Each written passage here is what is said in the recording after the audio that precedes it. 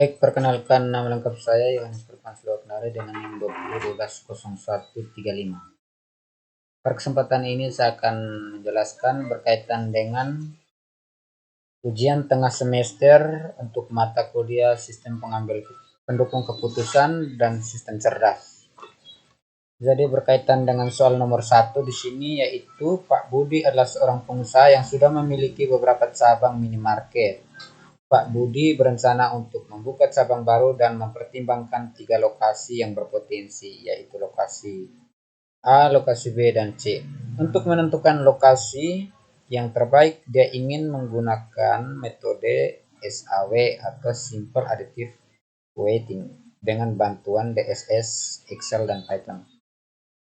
Kriteria-kriteria yang akan digunakan dalam pengambilan keputusan ini adalah yang kriteria pertama itu jumlah penduduk di sekitar lokasi, lalu jarak dari lokasi lainnya yang sudah ada, lalu kriteria ketiga tingkat persaingan dengan minimarket, dan yang keempat kemudahan akses. Untuk yang ketiganya itu untuk persaingan dan aksesnya ini, aksesibilitas ke lokasi itu dia menggunakan skala dari 1 sampai 10 ya. Itu di mana yang persaingan ini yang 1 adalah persaingan rendah dan 10 untuk persaingan tinggi, dan kemudahan akses yang 1 adalah sulit diakses dan 10 itu mudah diakses. Lalu adapun bobot yang sudah disediakan di sini ada bobot W1, W2, W3, W dan W4. Data realnya seperti ini teman-teman. Data realnya. Lalu kita yang paling pertama menentukan nilai max dan nilai min, nilai terbesar dan nilai terkecil dari setiap kriteria. Ya, seperti yang kita ketahui, untuk yang kriteria pertama ada 3000 untuk nilai max dan 1500 untuk nilai min. Begitupun dengan kriteria-kriteria selanjutnya. Untuk yang normalisasi di sini rumusnya itu nilai itu sendiri dibagi dengan nilai terbesar dari kriteria tersebut. Apabila dalam studi kasus yang kita kerjakan itu ada yang bernilai cost, berarti nilai minimum dari kriteria tersebut dibagi dengan nilai itu sendiri. Di sini saya menetapkan untuk tingkat persaingan dan akses itu sebagai cost. Kenapa? Karena kalau untuk tingkat persaingan dengan minimarket lain kan kita tidak bisa memprediksi bahwa suatu saat posisi minimarket kita berada di tingkat penjualan yang rendah atau tingkat penjualan yang tinggi. Jadi saya menganggap itu sebagai kerugian dulu sehingga bisa diantisipasi kerugian pada saat pengambilan keputusan nantinya. Di sini jadi menggunakan min yang normalisasi untuk yang persaingan dan akses. Jadi nilai yang terkecil dibagi dengan nilai itu sendiri.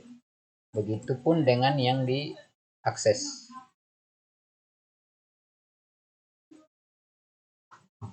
Yang diakses di sini kita nilai yang terkecil dibagi dengan itu sendiri.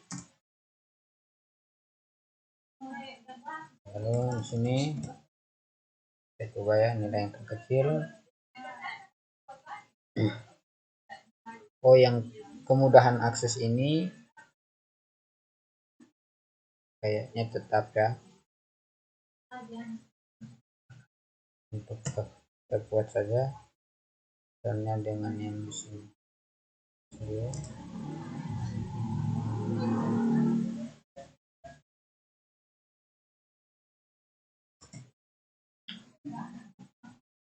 Kemudahan akses kenapa saya cost? Karena bisa saja minimarket yang dibangun itu kita anggap sebagai kerugian, misalnya ditempatkan di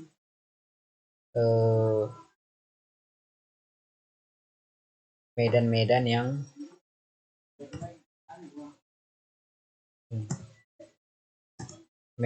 yang ini apa ya, yang susah dijangkau, sehingga dia berpengaruh pada proses pengambilan data yang di sini. Untuk yang V atau untuk mengambil nilai vektor, dia dari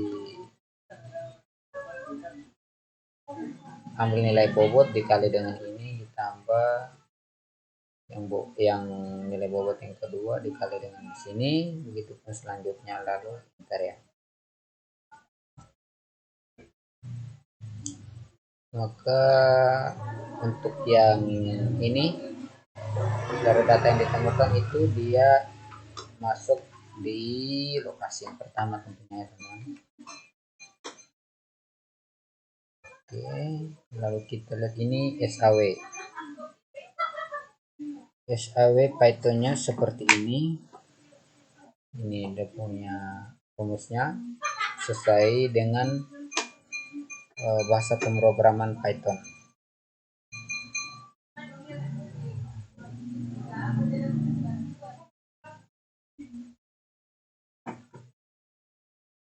Oke,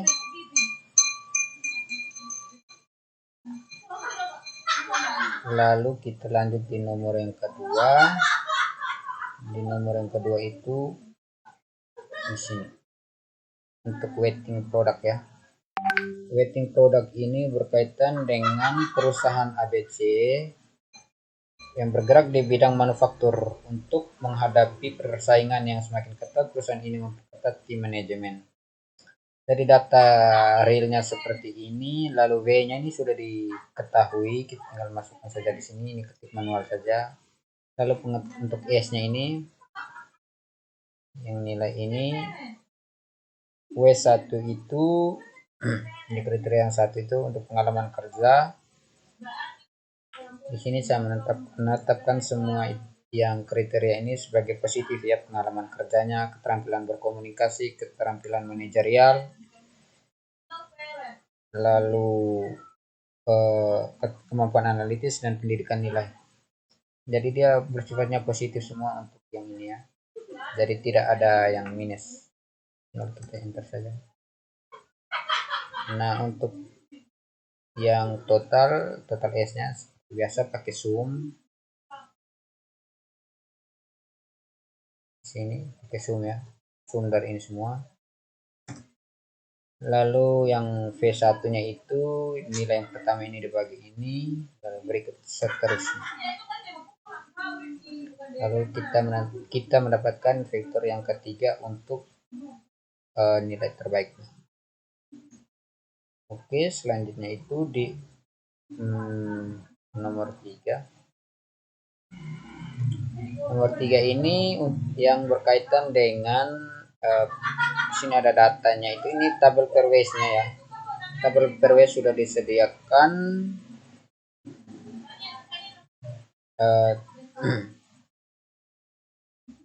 Tabel pairwise yang ini kita tambahkan ya.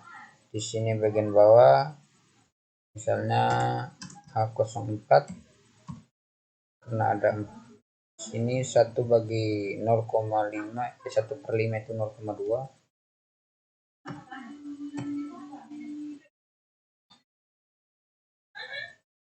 Lalu 1/3 itu 0,3. 3.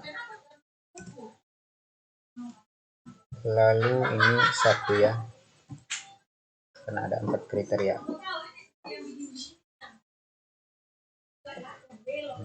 Kita bagi dulu. Oke, untuk yang pairwise ini diagonal harus 1 dari kiri atas ke kanan bawah. Nilai yang di sampingnya ini harus ini random ya, 1/3, 0,3, 1/3.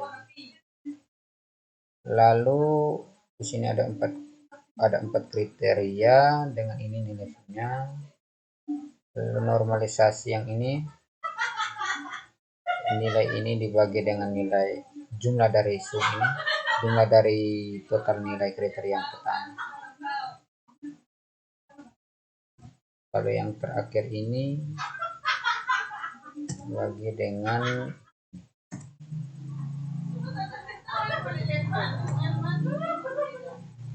ini dibagi dengan 4,5.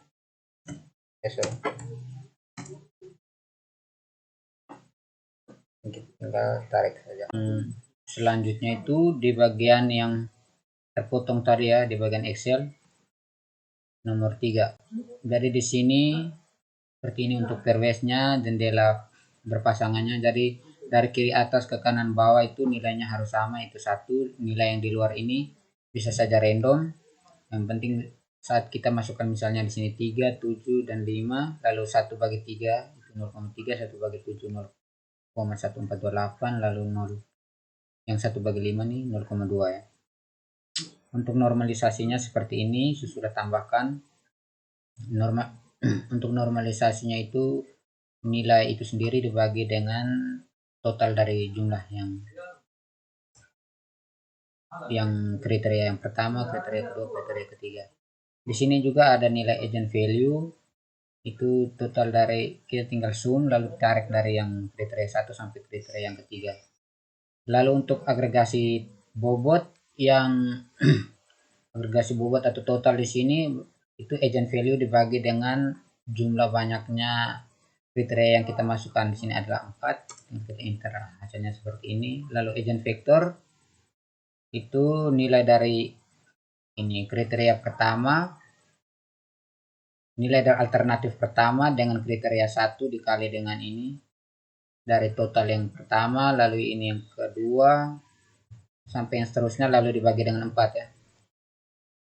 Begitupun seterusnya. Lalu konsentrasi Messier yang untuk CM itu agent vector dibagi dengan total. Sudah. Lalu CI-nya ini kita menggunakan absolut karena biasa saja nilainya itu bernilai minus, tapi kita mau di sini nilainya bernilai positif. Itu absolut dari CM dikurang 4, banyaknya data dibagi dengan 4 dikurang 1, 3. Kalau untuk R-nya ini random, kita bisa masukkan apa saja nilai. Di sini saya masukkan 0,9. Lalu untuk konsistensinya itu RI per CI dari 0,9 per 0,1 ini. Lalu kita masuk ke AHP yang bagian Python. Sini kita langsung jalankan. Di sini hasilnya itu terakhir pemilihan terbaiknya itu 0,03 nih, dan alternatif terbaik A01 ya. Di sini kita harus sesuaikan jendela perwesnya itu kriterianya harus ada 4. Kalau ada berapa kriteria, kalau ada 5 kriteria kita sesuaikan ada 5 kriteria. Tapi yang nilai-nilainya yang dalam matriks ini kita bisa buat sendiri. Yang penting seperti aturan tadi, dari kiri atas ke kanan bawah harus nilainya 1 untuk sebagai pembatas diagonal.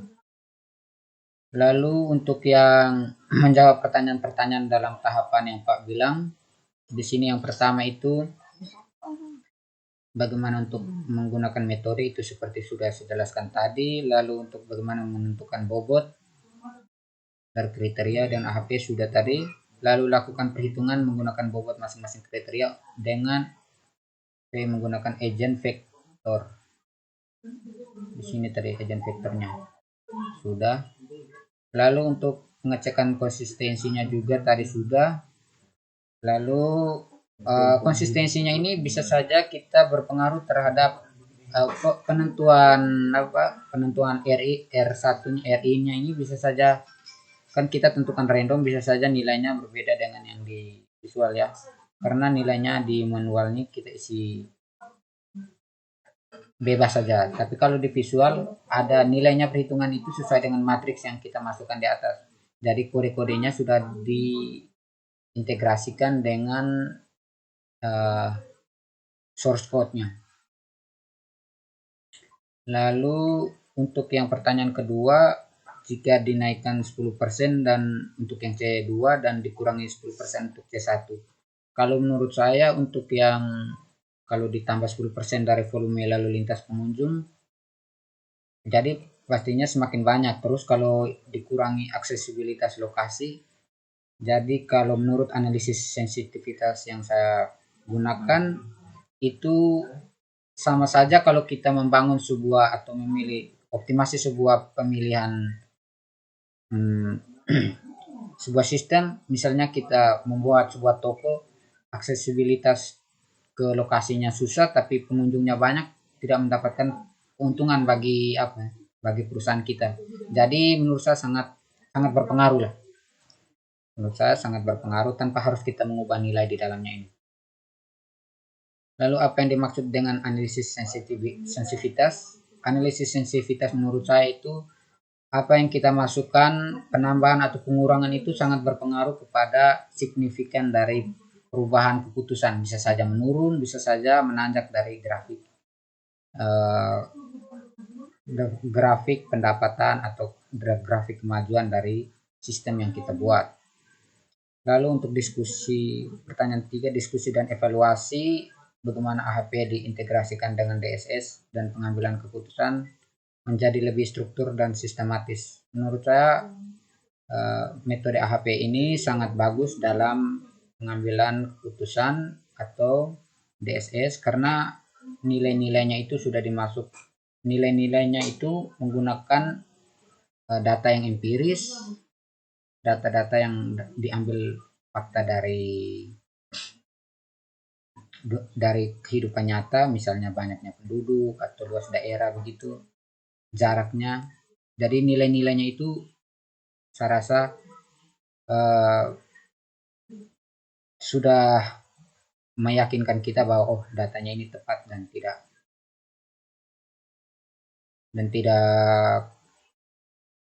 tidak keliru dalam pengambilan keputusan. Lalu untuk apa kelebihan dan kekurangan? Untuk kelebihan dan kekurangan itu menurut saya dalam konteks AHP ini dengan DSS, kalau AHP ini menurut saya kelebihannya dia sistemnya terstruktur, lalu menggunakan data yang empiris seperti yang saya jelaskan tadi.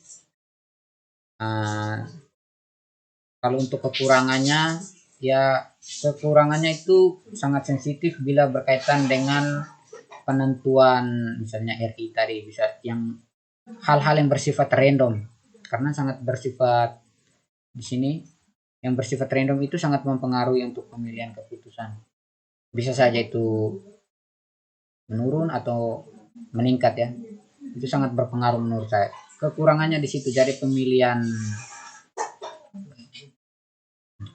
keputusan dengan AHP ini yang paling bagusnya itu struktur memang bagus, cuma yang kekurangannya itu hal-hal yang bersifat random sangat mempengaruhi dalam hal-hal seperti sensitivitas. Oke, sekian dari saya. Terima kasih, mohon maaf bila ada kata yang salah.